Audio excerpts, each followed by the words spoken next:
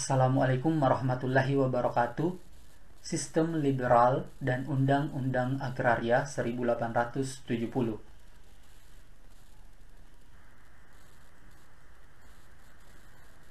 Sekitar tahun 1850 di Belanda mulai muncul gerakan menentang kesewenang-wenangan Belanda dalam menerapkan sistem tanam paksa. Tanam paksa sangat menguntungkan bagi Belanda, akan tetapi membawa kesengsaraan bagi bangsa Indonesia. Berbagai golongan liberalis di Belanda menuntut agar tanam paksa dihapuskan. Baik itu kaum humanis maupun kapitalis menolak adanya sistem tanam paksa. Kaum humanis didasarkan pada sistem tanam paksa tidak berperi kemanusiaan, sedangkan kaum kapitalis berlandaskan bahwa sistem tanam paksa tidak menciptakan sistem ekonomi yang sehat. Politik ekonomi liberal dilatar belakangi yang pertama, pelaksanaan tanam paksa memberi keuntungan yang besar kepada Belanda, tetapi menimbulkan penderitaan bagi rakyat pribumi. Yang kedua, berkembangnya faham liberalisme di Eropa. Yang ketiga, kemenangan Partai Liberal di Belanda. Dan yang keempat, adanya Traktat Sumatera 1871 yang memberikan kebebasan bagi Belanda untuk meluaskan wilayahnya Aceh.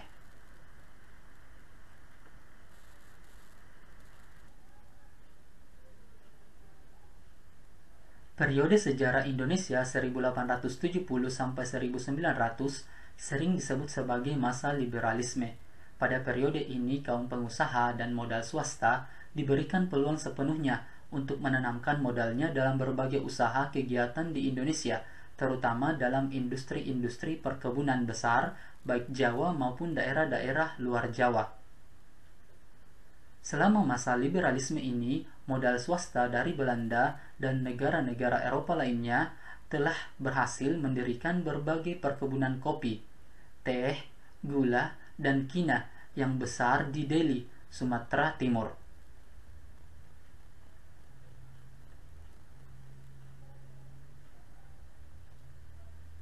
Zaman liberal mengakibatkan ekonomi uang masuk dalam kehidupan masyarakat Indonesia, terutama Jawa. Penduduk pribumi mulai menyewakan tanah-tanahnya kepada perusahaan-perusahaan swasta Belanda untuk dijadikan perkebunan-perkebunan besar.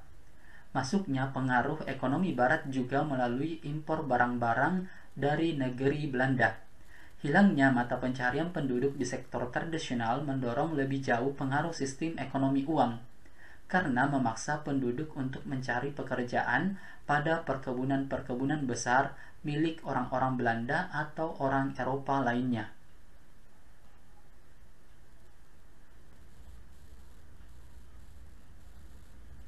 Kaum liberal berharap bahwa dengan dibebaskannya kehidupan ekonomi dari segala campur tangan pemerintah serta penghapusan segala unsur paksaan dari kehidupan ekonomi akan mendorong perkembangan ekonomi Hindia Belanda.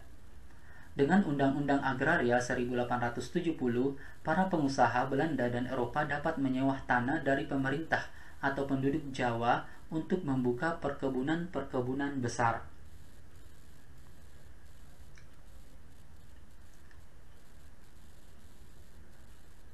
Setelah tahun 1885, perkembangan tanaman perdagangan mulai berjalan lamban dan terhambat karena jatuhnya harga gula dan kopi di pasaran dunia.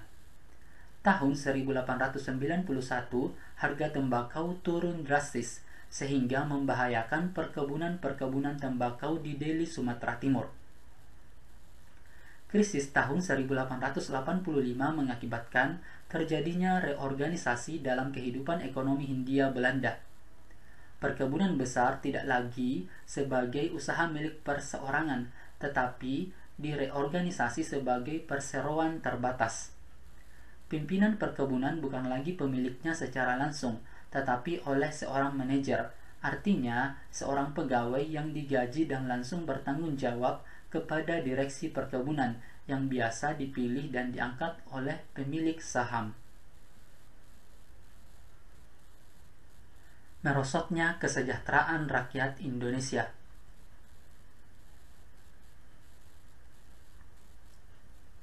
Krisis perdagangan tahun 1885 juga mempersempit penghasilan penduduk Jawa, baik uang berupa upah bagi pekerjaan di perkebunan-perkebunan maupun yang berupa sewa tanah.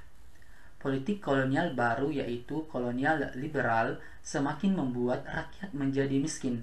Hal ini disebabkan oleh beberapa faktor.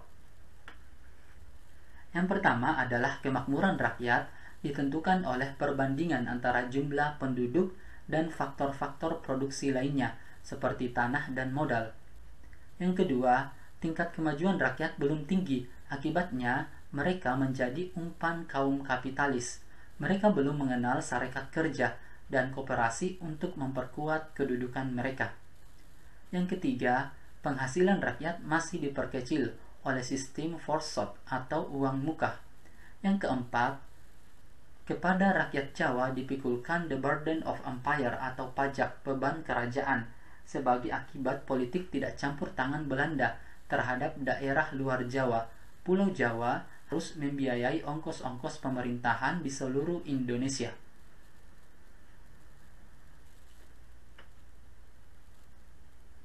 Yang kelima adalah keuntungan mengalir di negeri Belanda. Pemerintah juga tidak menarik pajak dari keuntungan-keuntungan yang didapat para pengusaha kapitalis. Pemerintah menganut sistem pajak regresif yang sangat memberatkan golongan berpendapatan rendah. Yang keenam, meskipun sistem tanam paksa telah dihapuskan, tetapi politik batik slot belum ditinggalkan. Yang ketujuh, krisis tahun 1885 mengakibatkan terjadinya penciutan dalam kegiatan pengusaha-pengusaha perkebunan gula, yang berarti menurunnya upah kerja sewa tanah bagi penduduk. Krisis ini diperberat dengan timbulnya penyakit sereh pada tanaman tebu, sehingga akhirnya Pulau Jawa dalam waktu lama dijauhi oleh kaum kapitalis Belanda.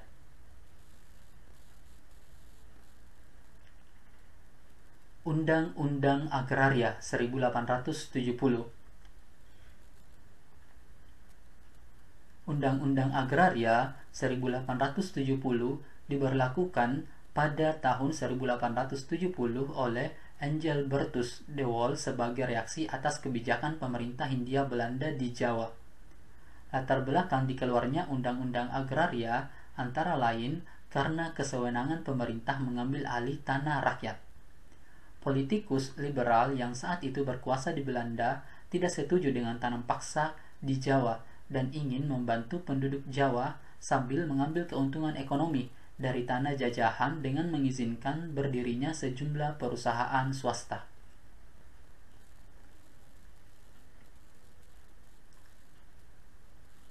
Undang-Undang Agraria memastikan bahwa kepemilikan tanah di Jawa tercatat. Tanah penduduk dijamin, sementara tanah tak bertuan dalam sewaan dapat diserahkan. Undang-undang ini dapat dikatakan mengawali berdirinya sejumlah perusahaan swasta di Hindia Belanda. Undang-Undang Agraria sering disebut sejalan dengan Undang-Undang Gula 1870, sebab kedua undang-undang itu menimbulkan hasil dan konsekuensi besar atas perekonomian di Jawa. Tujuan Undang-Undang Agraria 1870. Yang pertama adalah melindungi hak milik petani atas tanahnya dari penguasa dan pemodal asing. Yang kedua, memberi peluang kepada pemodal asing untuk menyewa tanah dari penduduk Indonesia seperti dari Inggris, Belgia, Amerika Serikat, Jepang, Cina, dan lain-lain. Yang ketiga, membuka kesempatan kerja kepada penduduk untuk menjadi buruh perkebunan.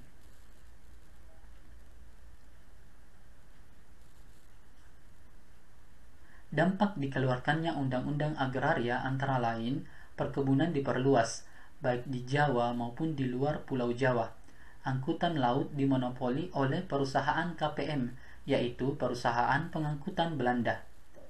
Tujuan undang-undang tersebut memang menjanjikan bagi rakyat Indonesia, namun sebenarnya undang-undang tersebut bukan milik rakyat Indonesia, melainkan milik penjajah. Rakyat tetap menderita karena menikmati keuntungan adalah penguasa. Dalam Undang-Undang Agraria juga diatur tentang pembagian golongan tanah, yaitu yang pertama golongan tanah milik negara, yaitu tanah yang secara tidak langsung menjadi hak milik pribumi, seperti hutan-hutan dan tanah yang berada di luar milik desa dan penduduknya. Yang kedua adalah golongan tanah milik pribumi, semua sawah, ladang, dan sejenisnya.